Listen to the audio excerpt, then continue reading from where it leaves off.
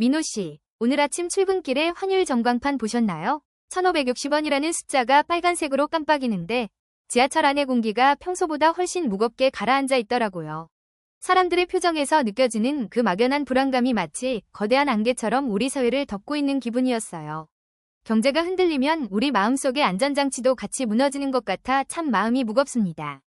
저도 봤습니다. 뇌과학적으로 보면 이런 극심한 경제적 불확실성은 우리 뇌의 편도체를 과도하게 자극해서 생존 본능만 남기고 이성적인 판단력을 흐리게 만들거든요. 지금처럼 환율이 치솟고 물가가 감당하기 힘들 정도로 오르면 사람들은 본능적으로 자원을 움켜쥐고 타인을 경계하게 되는데 역설적으로 이럴 때일수록 우리가 놓치고 있는 게 무엇인지 들여다봐야 합니다. 숫자가 우리를 위협할 때 우리가 기댈 곳은 결국 숫자가 아닌 사람이라는 사실 말이죠. 맞아요. 그런데 심리학적으로 보면 사람들은 위기 상황일수록 더 익숙한 방식에 매달리는 현상 유지 편향을 보인다고 해요. 새로운 변화가 더 나은 결과를 가져올 수 있다는 걸 머리로는 알면서도 당장 눈앞의 손실이 두려워 기존에 고립된 방식을 고수하게 되는 거죠. 아는 것과 행하는 것 사이의 이 거대한 간극이 결국 우리를 더 큰 위기로 몰아넣고 있는지도 모릅니다. 그 간극을 메울 수 있는 구체적인 데이터가 있습니다. 2023년 펜실베이니아 대학교 연구진이 발표한 자료를 보면 사회적 자본이 풍부한 공동체는 경제 위기 시 개인의 소득 감소 폭이 그렇지 않은 곳보다 15%나 적었다고 해요.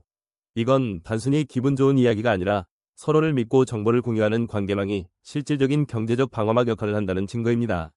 환율 1560원 시대에 우리가 쌓아야 할 진짜 자산은 통장의 잔고뿐만 아니라 바로 이 사회적 신뢰라는 것이죠. 사회적 신뢰가 경제적 안전망이 된다는 말씀이 참 인상적이네요. 사실 2020년 팬데믹 초기에도 비슷한 사례가 있었잖아요. 대형 유통망이 마비되었을 때 지역 소상공인들이 커뮤니티를 통해 서로의 물품을 교환하고 정보를 나누며 버텨냈던 것처럼요. 하지만 이런 이야기가 누군가에게는 너무 이상적이거나 막연하게 들릴 수도 있을 것 같아요. 당장 내일의 생계가 걱정되는 분들에게 관계를 맺으라는 말이 사치처럼 느껴지지는 않을까요? 충분히 그렇게 느끼실 수 있습니다. 실제로 한 45세 중소기업 사장님은 아침부터 이런 이야기를 들으니 머리가 아프고 차가 막히는 현실이 더 짜증난다고 솔직하게 말씀하시기도 했거든요. 하지만 경제학자의 관점에서 볼 때 신뢰는 추상적인 도덕이 아니라 거래 비용을 획기적으로 낮춰주는 가장 효율적인 자본 흐름의 규칙입니다. 서로를 믿지 못해 확인하고 감시하는 데 드는 비용을 줄이는 것만으로도 우리는 엄청난 경제적 이득을 얻을 수 있으니까요. 비평가들은 이런 논의가 구체적인 해결책 없이 불안감만 조성한다고 지적하기도 해요. 하지만 저는 이 불안의 정체를 정확히 직시하는 것이 변화의 시작이라고 생각합니다. 우리가 왜 낯선 사람에게 친절을 베푸는 것을 주저하는지, 왜 관계적 자산을 늘리는 데 인색한지를 심리학적으로 파헤쳐보면 결국 그 기저에는 불확실성에 대한 공포가 자리 잡고 있거든요. 이 공포를 용기로 바꾸는 구체적인 시스템이 미래에는 현실이 될지도 모릅니다.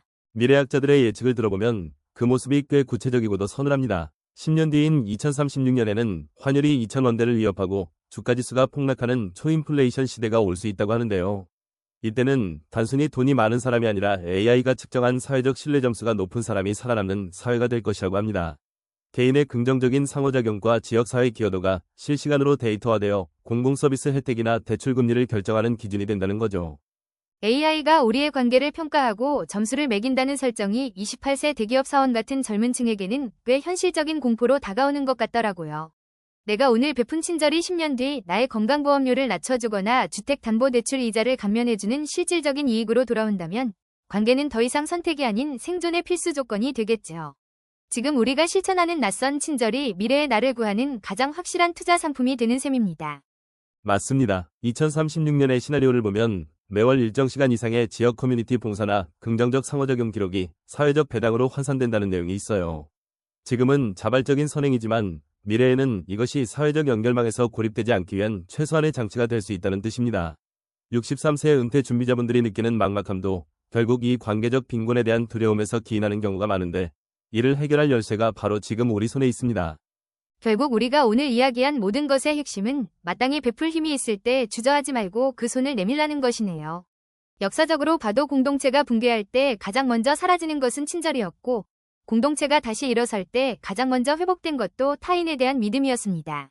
환율 1560원이라는 숫자에 압도되어 내 곁에 사람을 지우지 않았으면 좋겠어요. 오히려 그 숫자 때문에 우리가 서로를 더 단단하게 붙잡아야 하는 이유가 생긴 것이니까요. 뇌과학적으로도 타인에게 친절을 베풀 때 분비되는 옥시토신은 스트레스 호르몬인 코르티솔 수치를 낮춰서 우리가 경제적 위기를 더 차분하게 이겨낼 수 있도록 돕습니다.